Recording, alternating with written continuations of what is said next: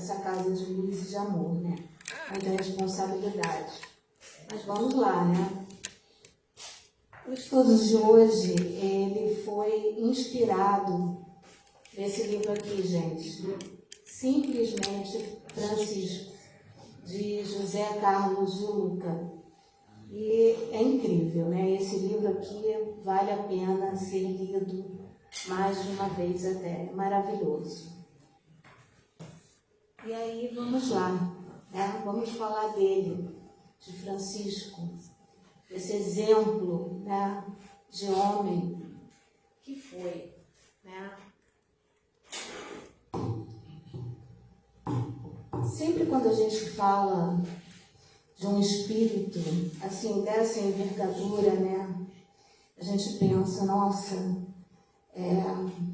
a gente, é tão difícil chegar lá, né, porque a gente acha que ele já veio pronto, né, que ele já se tornou santo, já estava aqui como um santo.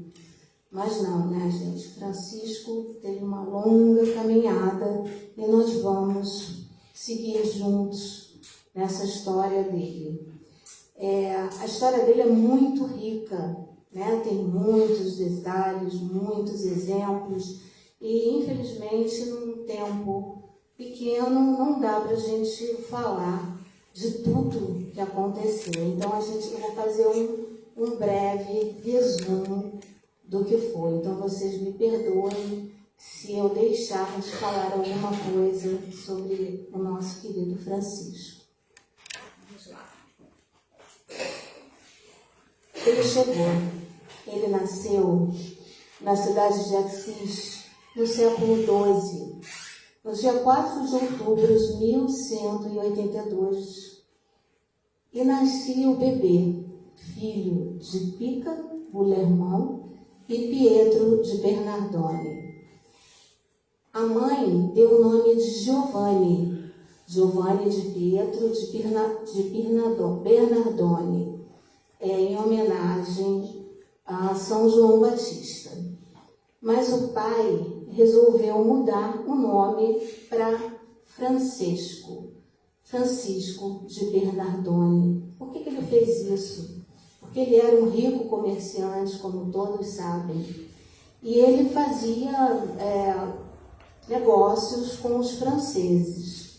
Então, em homenagem aos franceses, ele resolveu dar o nome ao filho que havia nascido como Francisco, e que mais tarde seria conhecido mundialmente como nosso querido Francisco de Assis.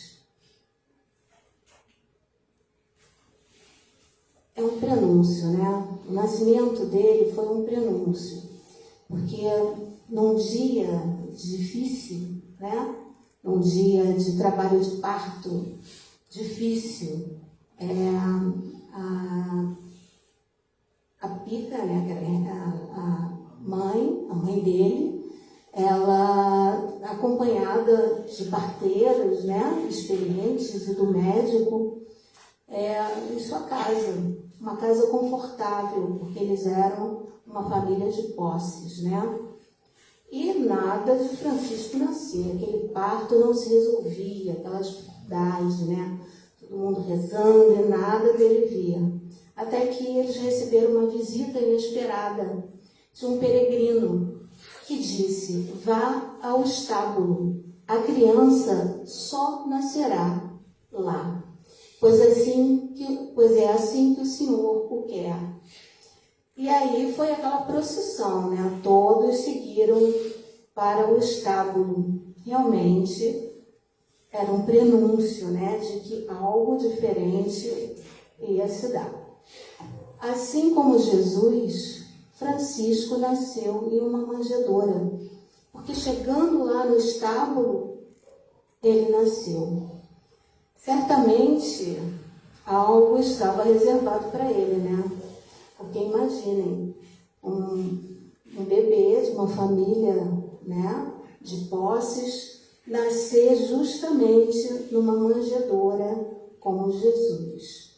Naquele momento, ninguém nem os pais, né, nem a mãe, nem o pai, poderiam imaginar, né, que Francisco de Bernardone um dia seria conhecido mundialmente como São Francisco de Assis. Né?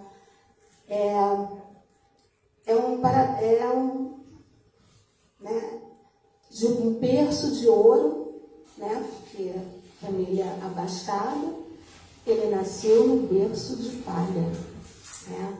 Ele realmente só poderia seguir um caminho muito diferente do que os pais esperavam que ele seguiria.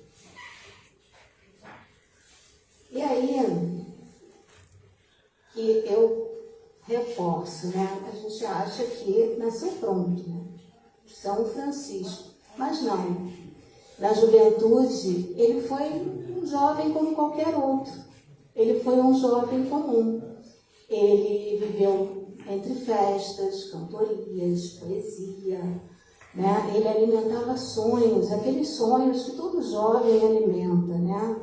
Todo jovem tem grandes sonhos, de grandes realizações. E Francisco não era diferente, ele era assim.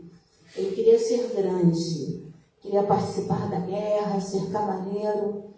Ele não tinha ideia, né, do quão grande ele seria, só que de uma forma completamente diferente daquela que ele sonhava. Ele não tinha ainda noção, né? Até os 25 anos ele viveu dessa forma.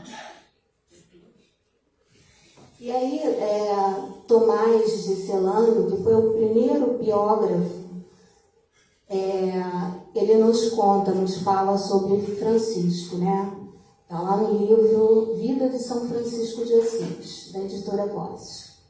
Causava admiração a todos e esforçava-se por ultrapassar os outros no fausto da vanglória, nos jogos, nas extravagâncias, nas palavras jocosas e frívolas, nas canções, nas vestes macias e amplas. Ele tinha dinheiro, né? Ele era de uma família rica, então por isso ele tinha essas vestes, né, macias e amplas, porque era rico, não avarento, mas pródigo, não acumulador de dinheiro, mas dilapidador de bens, negociante, cauteloso, mas também esbanjador, muito frívolo.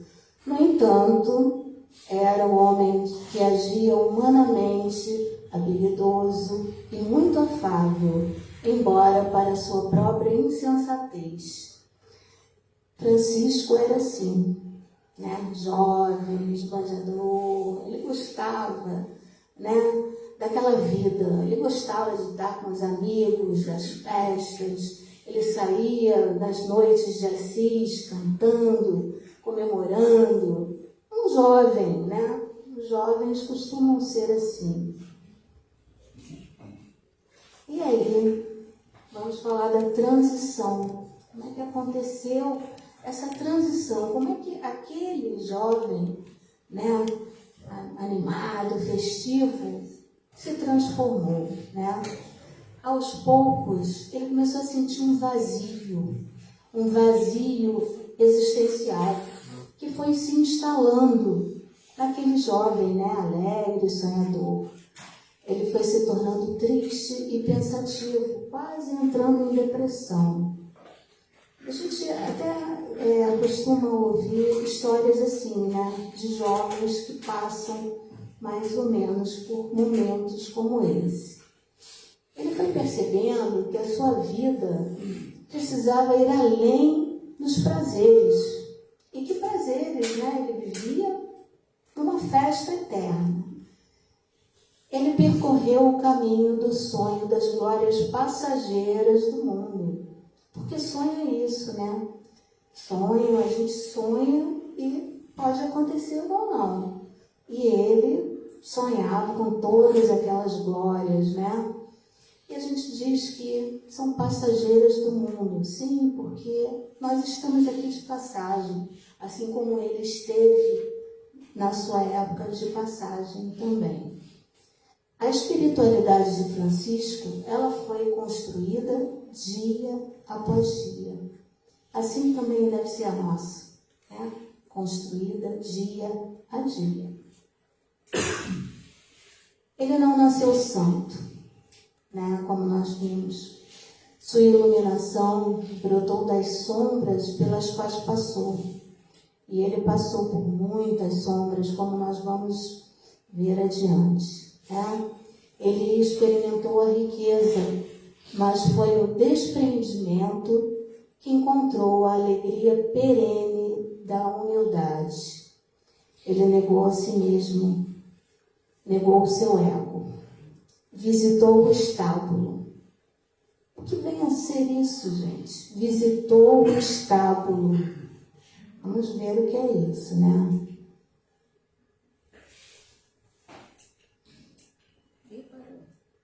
Parou aqui de funcionar a caneta. O nascimento da manjedoura é um dos mais sublimes ensinamentos espirituais que a humanidade recebeu. O Espírito do Cristo, despido de orgulho e vestido de toda simplicidade. A gente imagina, né? Jesus, esse Espírito excelso, né? Esse Espírito de uma envergadura, um Espírito crístico, nasceu numa manjedoura, né? Ele que tanto tinha para nos ensinar, como de fato até hoje nos ensina, ele veio e nasceu numa manjedoura simples, despido do orgulho e vestido de toda simplicidade. E para Francisco, o nascimento no estábulo desabrochou fortemente na juventude. Aí quando a gente pensa, né, o que é isso, né? Essa visita ao estábulo. A visita ao estábulo significa nós nos despirmos do orgulho. O orgulho que nós trazemos, todos nós ainda somos orgulhosos, né? Então, de vez em quando, nós também precisamos visitar o nosso estábulo. E Francisco, ele visitou muitas vezes o seu estábulo na juventude, quando ele começou a se questionar, né? Quando ele começou a ver que a vida que ele levava não fazia tanto sentido, né? Então foi ali, numa dessas visitas, que ele foi despertando.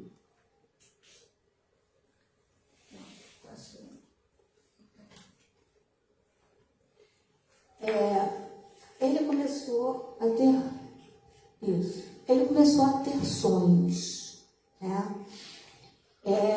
Como nós falamos ainda agora, como eu falei ainda agora, ele sonhava com a guerra, né? E ele realmente participou da guerra com a cidade vizinha, que é a Perúdia.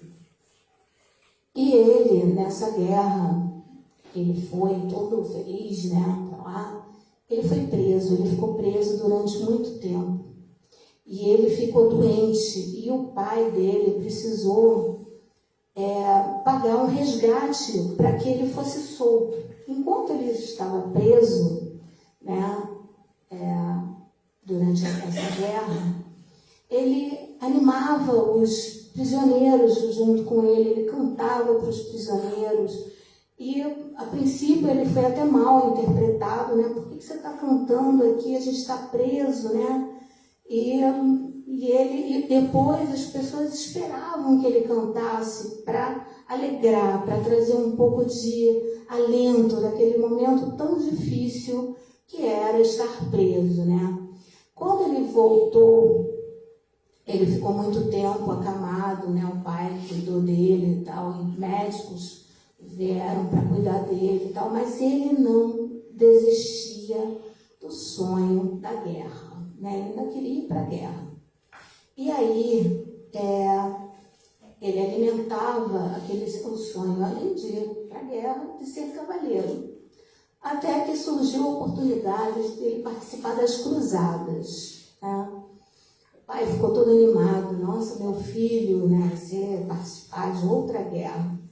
E aí ele teve um sonho. Ele sonhou com um palácio com armaduras e lanças.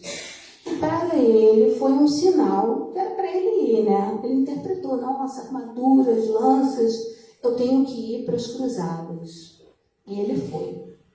Né?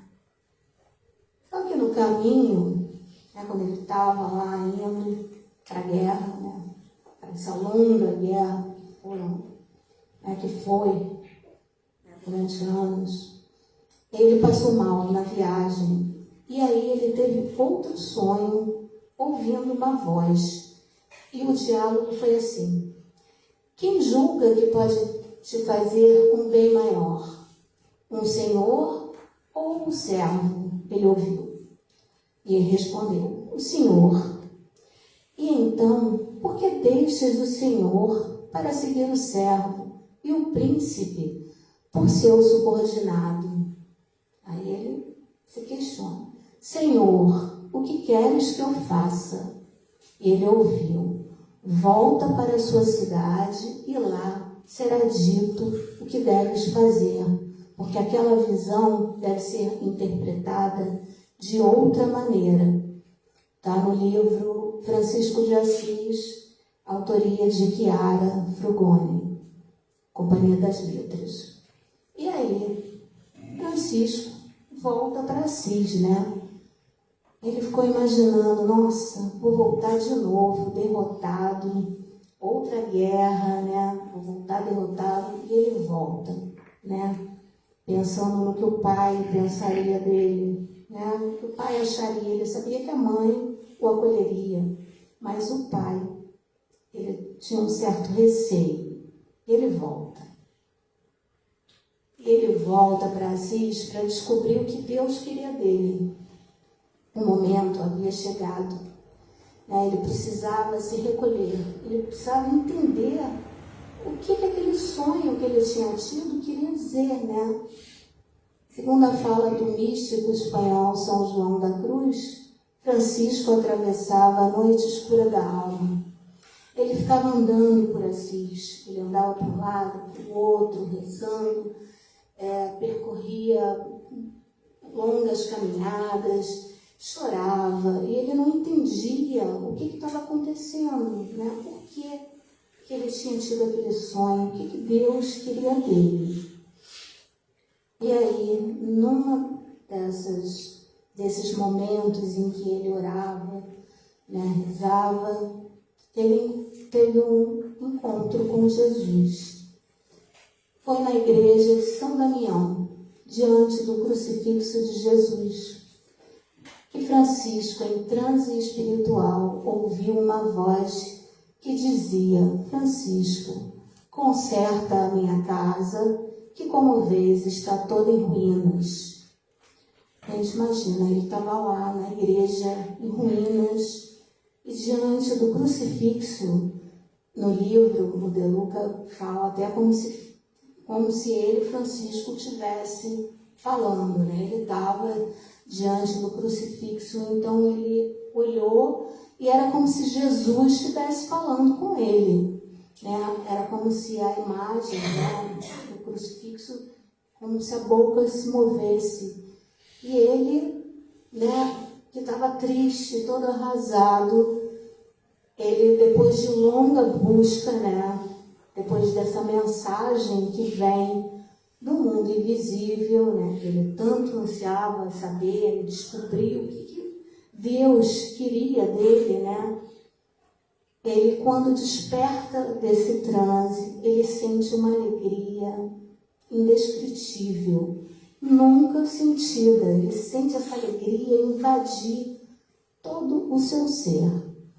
E a partir de então, era como se o sol penetrasse nas zonas sombrias da alma virgem de luz.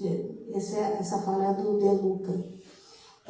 Ele não sabia aonde essa estranha estrada, né, essa estrada, o levaria, mas não andava mais na noite escura. Aquela noite escura estava clareando, né? Ele estava começando a descobrir o caminho. Os primeiros raios da manhã haviam despontado na sua vida. Ele não tinha nem ideia, né, o que viria. Ele interpretou, né, essa voz, essa mensagem, literalmente, né? Ele achou que ele fosse precisar reconstruir a igreja. E ele começou, né, aquela caminhada para a reconstrução dessa igreja. Só que a igreja era algo muito maior, né? Francisco, ele era a igreja em ruínas, né? Por isso que eu falo que a igreja era uma coisa muito maior, porque Francisco, ele estava em ruínas, né? E a luz do Cristo penetra nas suas rachaduras e ele sente aquela alegria imensa. E a partir daí, ele foi se transformando, né? Diante da vista de todos. Ele pedia esmolas para os pobres e era publicamente zombado. Todo mundo começou a zombar dele, né? Ele, a princípio, era o riquinho da cidade, todo mundo falava que era riquinho. Ele começou a pedir esmola para desespero do pai, mas ele foi pedindo esmola porque ele achava que ele tinha que construir a igreja, né? Num desses momentos, né, em que o pai já não aguentava mais, de vergonha de ver Francisco, né, pedindo esmolas a todos, né, os outros comerciantes, o pai, num ato de desespero, vai lá, pega Francisco, prende Francisco em casa. E ele fica desesperado, né, preso em casa. E a mãe, com pena dele, acaba soltando Francisco e ele volta, né, aquela caminhada, né, de pedir, porque ele queria construir as igrejas, né? Ele trocava tecidos e comprava tijolos para poder construir a igreja. Aí o pai, quando volta de viagem e percebe que o filho não estava mais né, fica desesperado e resolve denunciá-lo, né, perante a igreja, porque naquela época qualquer caso era julgado pelos padres, né? Então, o pai denuncia ele por dilapidar o patrimônio, porque Francisco vendia as coisas para comprar tijolos, né? E aí, marcada a audiência, pai e filho comparecem diante da catedral. Esse momento é um momento marcante e que não tinha como não ser colocado aqui, né? É nesse momento que Francisco protagoniza uma das cenas mais lembradas, quando ele fica nu. Diante de todos, ele tira as vestes, fica nu e entrega as roupas ao pai, né, as suas vestes. E ele também renega o pai, porque ele diz: até agora chamei-te de pai, mas agora em diante direi sem medo: Pai nosso que estás no céu, pois foi a ele que confiei meu tesouro e nele depositarei minha fé. Nesse momento, o pai fica em choque, mas não tinha o que fazer, né? Francisco, ele segue a vocação dele era muito maior do que qualquer convenção social, né? Ele não podia mais desrespeitar aquele chamado que ele sente, né? Que era algo muito além daquela vida que ele levava, né? E ele não consegue, era um chamado da sua alma para construir igrejas, ele acreditava que era isso, né? Só que essa construção das igrejas era restaurar a esperança dos homens, era viver a fraternidade e o amor em todas as criaturas. Tem uma mais ali. Naquele momento, Francisco se integrava à família de Deus. Gente, foi um momento muito marcante, né? Naquele momento, ele sai da casa dele e vai e segue aquele chamado, né? Porque era um chamado. Enquanto a maioria de nós procura a felicidade na exaltação do ego, Francisco faz exatamente o contrário, né? Ele simplesmente se despoja do seu ego, né? E segue. E foi nesse despojamento, né, que ele encontrou o amor fraterno, né? Quando ele foi ao encontro do próximo, ele se sentiu preenchido de amor. Emmanuel nos ensina: esperas ansiosamente encontrar o Senhor, e um dia chegarás à divina presença. Entretanto, antes de tudo, a vida te encaminhará à presença do próximo, porque o próximo é sempre o degrau da bendita aproximação. Está em Palavras de Luz, da psicografia de Francisco Cândido Xavier. É o caminho, né, gente? Aos pouquinhos a gente vai descobrindo, né, esse caminho. Nós, como humanidade, ainda somos caracterizados pelo individualismo. Nós ainda somos assim. O amor surge como proposta de construção de uma felicidade que inclui o outro. Não tem jeito. A felicidade é incluir o outro nas nossas relações, né? É amar o próximo. A gente ainda, aos pouquinhos, a gente vai trabalhando isso em nós, né? Faz com que, independentemente do relacionamento, nos coloquemos de forma mais generosa, empática, disponível e atenta às necessidades do outro. Isso significa nos deixar de lado, deixar o nosso orgulho, deixar o nosso ego de lado para ficarmos mais atentos ao outro, né? A mensagem mais pura, né, da mensagem cristã é amar o próximo como a si mesmo. A gente sabe, né, que a gente só consegue dar aquilo que a gente tem. Então, a gente só vai conseguir amar o outro a partir do momento que nós descobrirmos em nós o que é esse amor, né?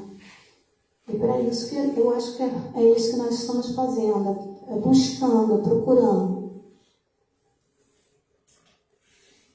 Muitas coisas que faziam sentido para Francisco ainda não fazem para nós, ainda não.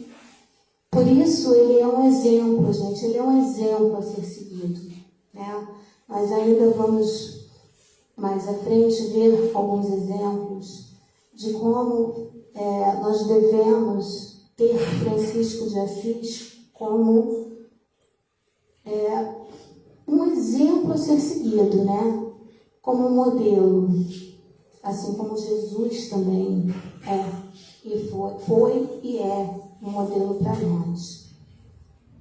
Nós ainda nos afastamos de um mendigo. A gente passa na rua, às vezes a gente se afasta, às vezes a gente atravessa a rua, né? Às vezes não, a gente para ouvir, mas às vezes a gente se afasta, a gente não quer, né? Um pedinte, né? O nosso ego, é o nosso ego que fala, não, ainda não vou. E nesse momento que nós devemos negar o nosso ego, né? Negarmos a nós mesmos e dar ao outro. Ainda que seja um sorriso, um bom dia, né? Porque às vezes basta um sorriso, basta a gente olhar para o outro que está ali se sentindo invisível e dar um bom dia. Às vezes é isso, né? Basta isso. E aos pouquinhos a gente vai descobrindo esse caminho. E aí, voltando, né, a Francisco, numa das tantas vezes em que ele parou numa igreja, né? Dessa vez foi na igreja de Santa Maria dos Anjos, que ele adorava, ir até lá, ele ouviu o seguinte trecho do Evangelho, né, numa missa. Quando Jesus envia os discípulos a pregar o reino de Deus, Francisco decide que era isso que ele queria quando ele ouve isso. Não leveis ouro, nem prata, nem dinheiro à cintura, nem sacola para o caminho, nem 2 túnicas, nem sandálias, nem cajado, pois o trabalhador tem direito a seu alimento. Está lá no Evangelho de Mateus. Nesse momento ele fala, é isso que eu quero. Eu quero seguir exatamente o que Cristo, né, o que Jesus pede aos discípulos. Eu quero ser assim. E ele se despoja ali naquele momento, ele tira as sandálias, ele andava com um cajado, ele larga o cajado e segue descalço, né? Tira o cinto, que ele também andava com o cinto, ele tira o cinto, amarra uma corda e vai. Ele procurava alinhar as suas atitudes com o sistema de vida proposto por Jesus. Ele literalmente, em todas as atitudes dele, ele via Jesus. Ele, nos momentos mais complicados que ele passou, e ele passou por muitos momentos complicados, ele sempre imaginava Jesus, né? O que Jesus passou, a crucificação de Jesus, as dores, as dúvidas, né? Ele sempre imaginava Jesus e isso dava força a ele, fazia com que ele seguisse em frente, né?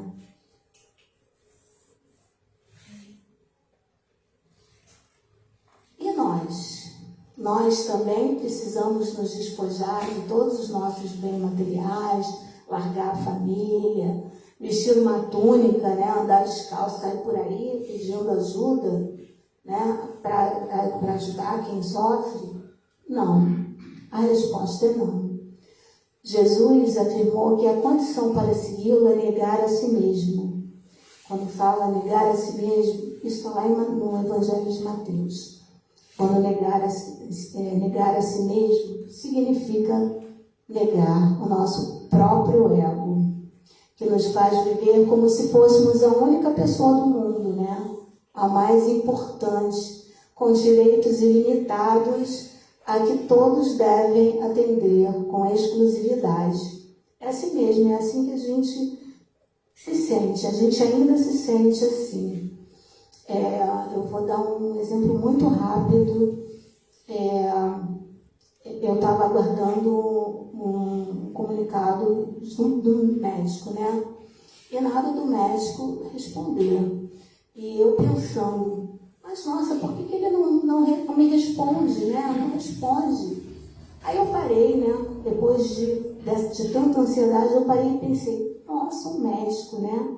Ele tem 1000 pacientes, ele atende muitas pessoas. Eu não sou a única paciente dele, né? E ele não é meu médico exclusivo. Ele tem outras pessoas a quem ele tem que atender, que cuidar. E aí, nesse momento, eu fiquei até com vergonha. Eu falei, nossa, como eu sou egoísta, né? Como eu sou egocêntrica, né? Tudo à minha volta. E é exatamente isso. É porque eu ainda deixo o meu ego comandar. Porque nós não somos um ego, né? O ego é transitório, gente. Isso a gente tem que ter sempre em mente. Ele é transitório. No ego, nós temos o registro de todas as nossas más tendências, né? Egoísmo, orgulho, vaidade, tudo isso está lá no ego. Mas isso é transitório. Ainda bem, né? E aí, eu fiquei com muita vergonha, porque eu me vi ali, né? Eu preciso muito me despojar do meu ego, deixar que ele tome conta de mim. Então, o nosso grande trabalho espiritual, né, é esse, e no qual Francisco é um exemplo. Gente, ele é um exemplo. Ele, assim como nós, ele lutou muito para se despojar daquilo que ele tinha sido, né? Ele lutou muito, assim como todos nós lutamos. E lutaremos ainda, porque a nossa caminhada é longa, né? Não são as ações beneméritas, né? Mas sim um trabalho interno, cuidando para que o egoísmo não seja o centro de comando de nossas ações. A gente tem que lutar para isso, né? Não é o nosso ego, não é o nosso egoísmo que deve comandar. Isso é uma luta árdua, que todo dia a gente tem que parar, pensar, se analisar. Peraí, será que eu estou agindo? De que forma que eu estou agindo, né? Gente, Francisco de Assis, maravilhoso. Ele sim se despojou de tudo. Ele foi e seguiu em frente, descalço, uma túnica. E lá na Itália é um frio danado, fica gelado, fica tudo congelado. E ele andava descalço, naquele frio intenso, né? Procurando ajudar a qualquer um que precisasse dele. Né? Ele ajudava, ele fazia tudo, ele dava de si, ele se doava. Né? São muitos exemplos de amor, de humildade, de acolhimento. Né? Ele cuidava dos doentes, principalmente os leprosos. Eu falo leprosos porque, assim, que estava no livro, hoje em dia eu trato como ranceniano, né? Porque a lepra é a hanseníase. Então, ele cuidava com muito amor. Ele limpava as feridas, ele tratava daquelas feridas todas com amor, porque ele via no outro, no doente, ele via o Cristo, né? Aí a gente pensa, será que ele não se sentia mal, né? Ele não tinha uma certa repulsa? Ele poderia até sentir, mas ele não ligava, ele pensava no Cristo e botava a repulsa de lado e abraçava, beijava, limpava as feridas. Assim era Francisco. Tem o exemplo do lobo esgúbrio, que eu acho assim, um exemplo mais leve, né? O lobo esgúbrio, ele começou a atacar as famílias, né, dessa cidade. E ele atacava o rebanho, atacava algumas pessoas até. E chamaram Francisco, né, para tentar resolver aquela situação. Aí Francisco falou, pode deixar que eu vou resolver. Aí foi até a floresta, chegou na floresta, se encontrou com o lobo. E aí ele conversou com o lobo. O lobo deitou aos pés dele e ele falou, lobo, eu sei que você está atacando as pessoas porque você tem fome. Eu entendo a sua fome. Vamos fazer um acordo. Se as pessoas começarem a te alimentar, você para de atacar as pessoas, né? Atacar os rebanhos. E parecia que o lobo entendia o que Francisco dizia para ele. E assim foram os dois para a cidade. Quando os dois chegaram na cidade, Francisco e o lobo ao lado, as pessoas ficaram apavoradas, né? Primeiro acharam que Francisco ia ser devorado lá, né? Mas não. E aí Francisco faz um acordo com os moradores da cidade. Bom, vocês vão alimentar o lobo e o lobo não vai mais atacar vocês e nem seus rebanhos. E assim foi. Cada vez uma família ia alimentar o lobo e assim seguiu a vida. O lobo não atacou mais ninguém, o lobo até convivia com as pessoas da cidade. Então, esse é um exemplo do amor de Francisco pelos animais. Francisco era lobo pelos animais.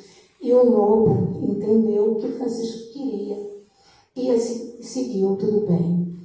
Um outro exemplo apareceu uma mulher faminta, né? Ela não tinha nada para comer e Francisco ficou arrasado, porque ele também não tinha nada para dar para aquela mulher, nem ele e nem os frades que conviviam com ele, né? E aí ele não sabia o que fazer, ele não tinha o que dar. Aí ele pega o livro sagrado e dá para aquela mulher. Aí o frade fala, mas Pai Francisco, que ele chamava ele de Pai Francisco, né? Você vai dar o livro sagrado em boa, mas para que ela não pode comer o livro? Sim, ela não pode comer, mas ela pode vender o livro e comprar o alimento, né? Para saciar a sua fome. E assim ele fez. Ele fazia tudo com alegria, né? Mesmo diante das dores terríveis, porque ele fica muito doente. Ele tinha uma saúde frágil. Desde a época em que ele ficou preso, ele pegou malária. Então ele tinha muitas fragilidades físicas, mas ele não desistia, ele achava tudo ótimo. Ele seguia com alegria, ele atendia a todos, né? Cantava, ele adorava ver a natureza, ver os pássaros. A forma, né, como ele olhava, ele venerava tudo. Ele venerava a criação divina. Né? Ele olhava verdadeiramente para o outro como irmãos. Ele chamava todos e tudo de irmãos. Era irmão Sol, irmão Lua, irmã Morte. Ele chamava todos de irmãos. Né? A natureza para ele era assim, divina mesmo. Ele olhava com muito amor. E ele reconhecia as suas fraquezas.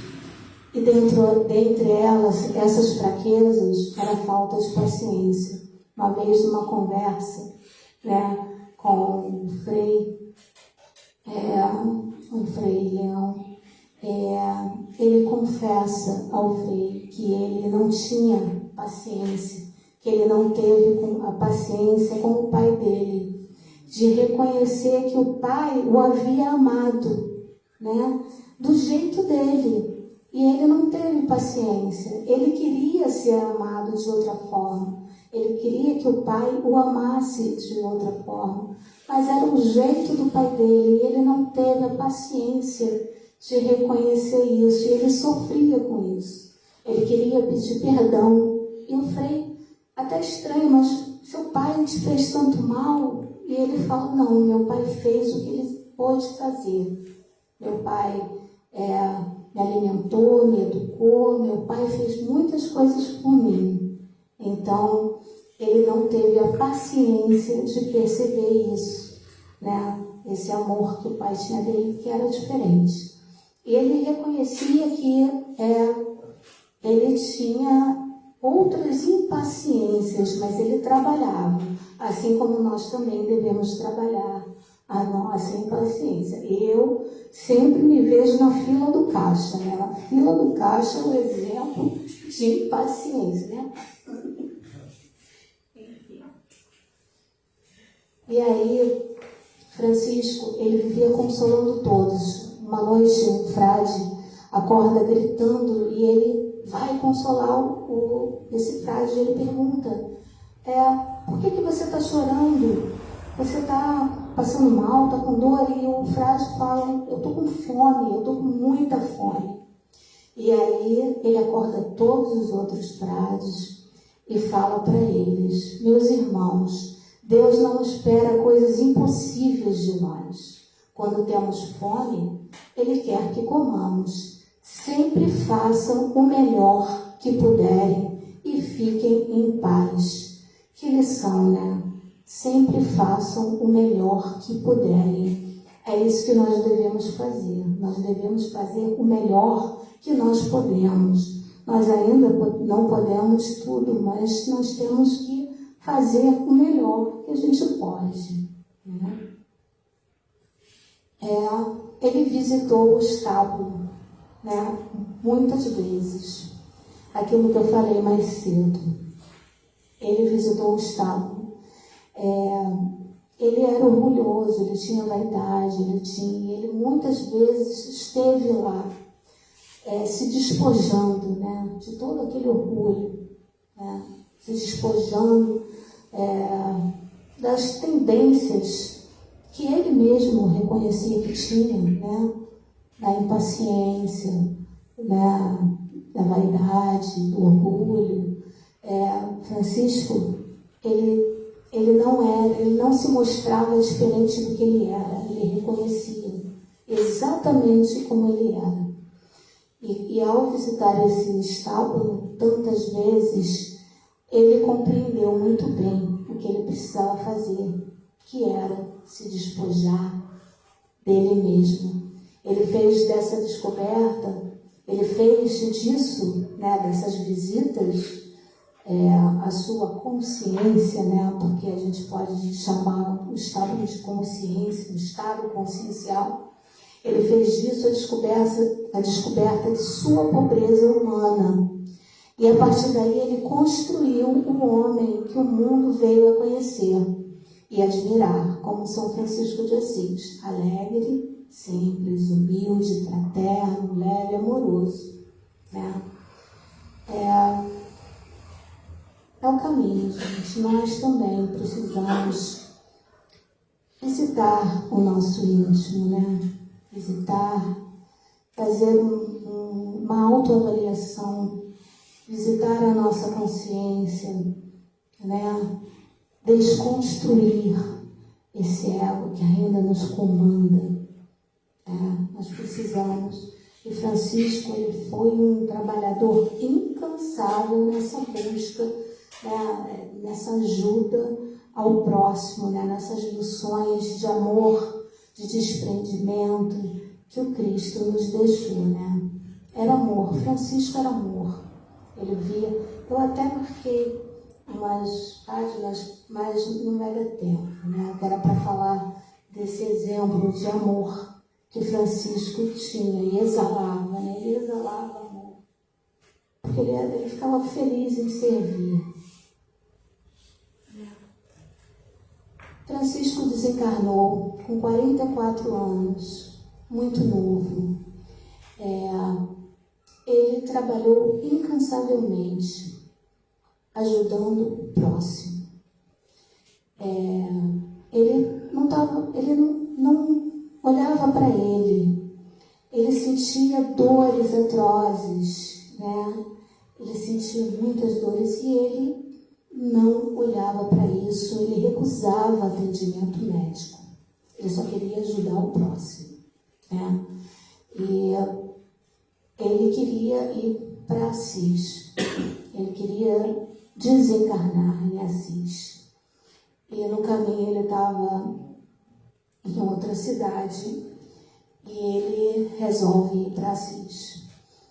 E no caminho ele estava tão fraco, tão magro, que ele resolve ir montado num burrinho. Mas ele se sente desconfortável porque ele achava que ele ia incomodar o burrinho. Ele amava tantos animais, ele achava que montado no burrinho ele ia incomodá-lo, né? Mas aí ele lembrou de Jesus chegando montado no burrinho, aí ele fala, não, eu não vou incomodar o burrinho. E ele vai para Assis. No caminho ele encontra Clara. Não vai dar tempo de falar de Clara, mas ele encontra Clara no caminho de volta a Assis e se despede dela. E ele vai para a igreja, para aquela igreja que ele tantas vezes esteve, né? Na igreja Santa Maria dos Anjos. E lá ele desencarna, né? Assim, tem uma passagem no livro de Miramês que descreve o desencarne de Francisco. E é lindo, né? Depois que ele se despoja do corpo e ele alça, né, a espiritualidade, ele encontra com Jesus. Uau, é lindo, né? Até me emocionei. Então, mais de 800 anos depois de sua morte, Francisco é considerado um dos santos mais populares. Ele é considerado o último, depois do primeiro, que foi Jesus. Ele é venerado por cristãos e não cristãos, admirado pelos jovens, santo protetor dos animais e da ecologia. Tornou-se, depois de Jesus, o mais forte símbolo da amizade de Deus com os homens, né? Deus, ele se sentia amado, ele tinha tanta fé, porque ele se sentia amado por Deus. E ele achava, voltando à paciência, ele achava que Deus tinha muita paciência com ele, porque ele era tão imperfeito ainda. Imagina, ele, Francisco, era imperfeito, e ele se achava amado por Deus. Então ele é, né, um símbolo de amizade de Deus com os homens. Gente, a história dele é tão rica. Não dá para a gente falar de Francisco de uma vez só, né? E a oração, gente? A oração de Francisco de Assis, ela é um tratado de paz. Mas ela não é só um tratado de paz, não. Ela é um convite. Ela é um convite a práticas de autotransformação. A oração de Francisco cabe uma palestra só dela, né? No dia que faltou luz, eu acho que eu falei da oração aqui. E eu falei dessa oração porque ela é um convite a todos nós, né? Para nós nos transformarmos tudo que está lá repetindo no nosso ego, né? Que são aquelas tendências que a gente não quer, né? Transformar o ódio em amor, né? E tantas outras coisas. Então, essa prece, ela é maravilhosa. Eu sempre recorro a ela nos momentos mais difíceis. E é engraçado, porque eu já fiz essa prece, já perdi a conta, mas sempre que eu tenho que falar dela, eu preciso ler, porque eu esqueço. Eu acho que eu fico tão emocionada que eu me perco, né, nesse convite tão maravilhoso que é essa oração. E aí a gente vai para as conclusões finais. Jesus, ele é e sempre será o nosso mestre, né? Ele é um exemplo. Francisco seguiu à risca o exemplo do Cristo. Ele seguiu tudo que estava escrito no Evangelho. Exatamente. Acabei de falar isso. O Evangelho, seguido à risca por Francisco, é o roteiro, é o nosso roteiro, né, com as lições de amor. Independente das dificuldades, sejam físicas ou espirituais, nós devemos seguir com alegria, com humildade, com amor, né? Como também foi exemplificado por ele, por Francisco e por Jesus. Todos nós somos capazes de percorrer essa jornada. A gente acha que não, mas nós somos sim capazes de percorrer essa jornada. E não só somos capazes, como percorreremos. Um dia nós estaremos lá, ao lado de Jesus. Não vejo a hora de pensar, mas ainda falta muito. Mas a gente não desiste, a gente segue firme. Nosso maior desafio é negarmos a nós mesmos, o nosso ego, que tanto falei aqui, né? Como Francisco fez. Somente assim, nos despojando do nosso orgulho, do nosso egoísmo, conseguiremos encontrar a paz interior que tanto buscamos. Não tem outro jeito, né, da gente ter paz. A gente acha que a paz está fora, né? Está em outras situações, mas não, a paz está em nós. Então a gente tem que se livrar desse orgulho. Dessa forma, nós poderemos finalmente compreender a grandeza da principal lição deixada por Jesus e vivida por Francisco, que é amar ao próximo na sua essência. É aquele amor, a essência do amor, que eu acho que a gente ainda não entende muito o que é esse amor, a essência desse amor em maiúsculo. E procuramos sempre fazer tudo com alegria, com simplicidade, né? Humildade, descortinando as nossas camadas interiores, né? Porque quando a gente vai se despojando do nosso ego, a gente vai eliminando tudo aquilo que ainda trazemos, descortinando as nossas camadas interiores, onde brilha a força divina, que se chama amor. Porque a nossa essência é amor. Nós só precisamos descortinar, né? Nós precisamos fazer essa luz que existe em nós, esse amor, brotar. É isso que nós precisamos. Então, era essa mensagem que eu tinha para passar para vocês, né? Francisco, nossa, eu sou muito fã dele. E, enfim, eu acho que precisaria de outras para falar mais de Francisco, esse espírito incrível, maravilhoso, que é um exemplo para nós, um exemplo que deve ser seguido. Então era isso, meus amigos. Um beijo no coração de todos vocês. Foi feito com muito amor.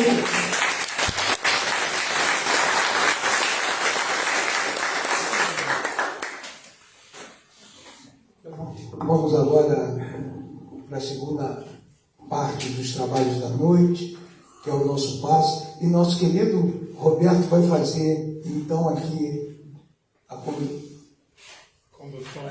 condução do passe coletivo. Tá certo?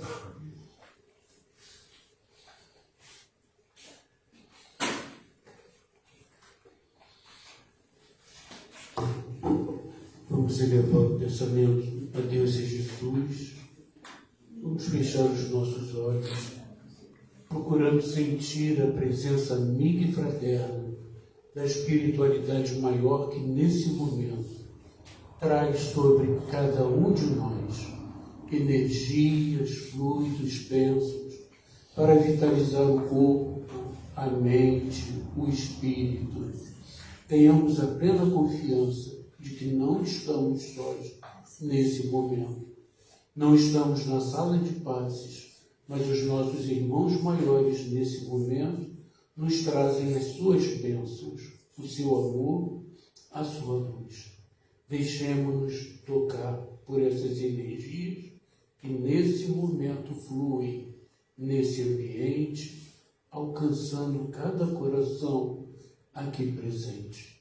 Vinde a nós, amado Mestre Jesus, através dos teus trabalhadores de amor e de luz, que nos fortaleçam, nos amparem, nos ilumine, Senhor. Livre cada um de nós das dificuldades, das dores, das enfermidades. E que esse amor, Senhor, possa permanecer no coração de cada um de nós, possa ser multiplicado, Senhor, através de nossas próprias ações, a benefício do próximo, assim como tu nos ensinaste. Obrigado, Jesus, por todas as graças, por todas as bênçãos. Fica conosco, hoje, agora e sempre. Graças a Deus.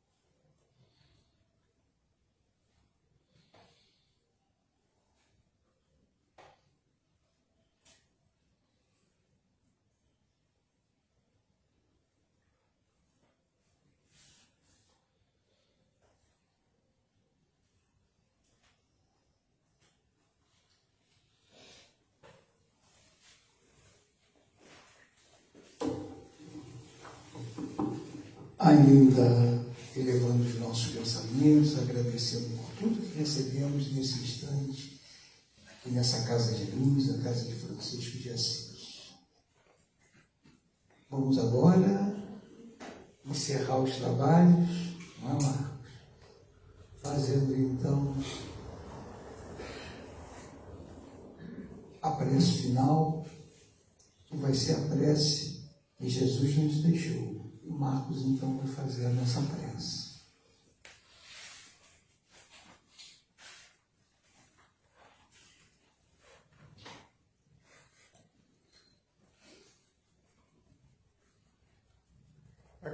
coração cheio de alegria.